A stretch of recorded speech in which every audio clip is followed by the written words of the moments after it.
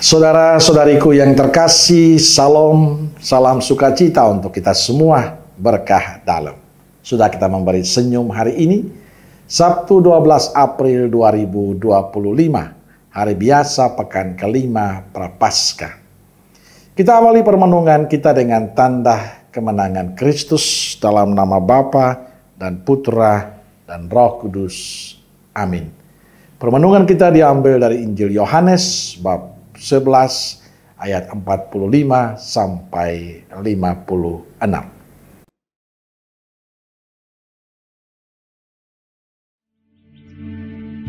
Banyak di antara orang-orang Yahudi yang datang melawat Maria dan yang menyaksikan sendiri apa yang telah dibuat Yesus percaya kepadanya.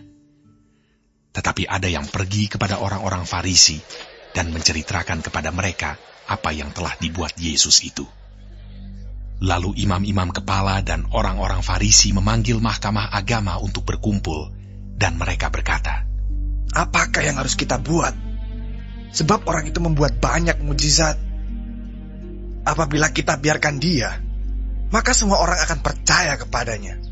Dan orang-orang Roma akan datang dan akan merampas tempat suci kita serta bangsa kita." Tetapi seorang di antara mereka, yaitu Kayafas, imam besar pada tahun itu, berkata kepada mereka, "Kamu tidak tahu apa-apa, dan kamu tidak insaf, bahwa lebih berguna bagimu jika satu orang mati untuk bangsa kita daripada seluruh bangsa kita ini binasa." Hal itu dikatakannya bukan dari dirinya sendiri, tetapi sebagai imam besar pada tahun itu ia bernubuat bahwa Yesus akan mati untuk bangsa itu, dan bukan untuk bangsa itu saja, tetapi juga untuk mengumpulkan dan mempersatukan anak-anak Allah yang tercerai-berai. Mulai dari hari itu, mereka sepakat untuk membunuh dia. Karena itu, Yesus tidak tampil lagi di muka umum di antara orang-orang Yahudi. Ia berangkat dari situ ke daerah dekat padang gurun, ke sebuah kota yang bernama Efraim. Dan di situ ia tinggal bersama-sama murid-muridnya. Pada waktu itu, hari raya Paskah orang Yahudi sudah dekat, dan banyak orang dari negeri itu berangkat ke Yerusalem untuk menyucikan diri sebelum Paskah itu.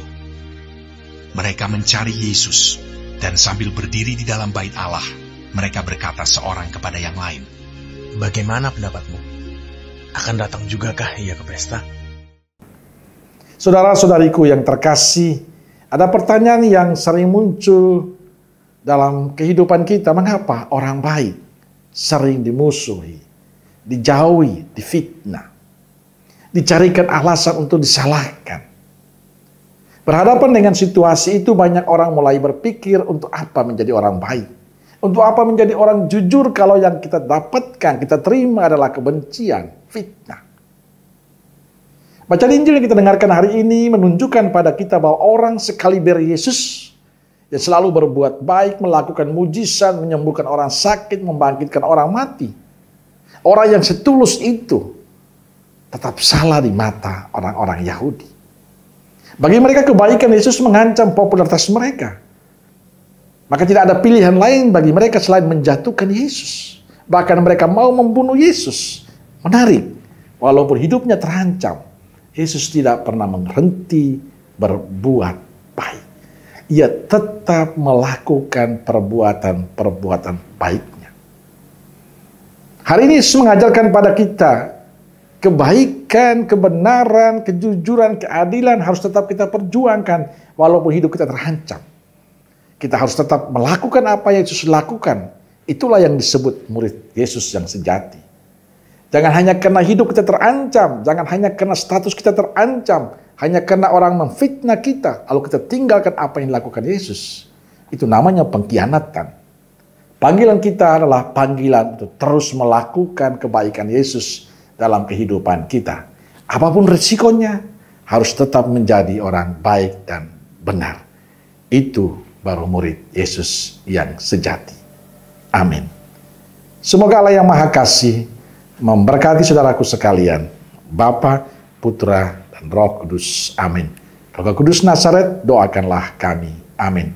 Berkah dalam.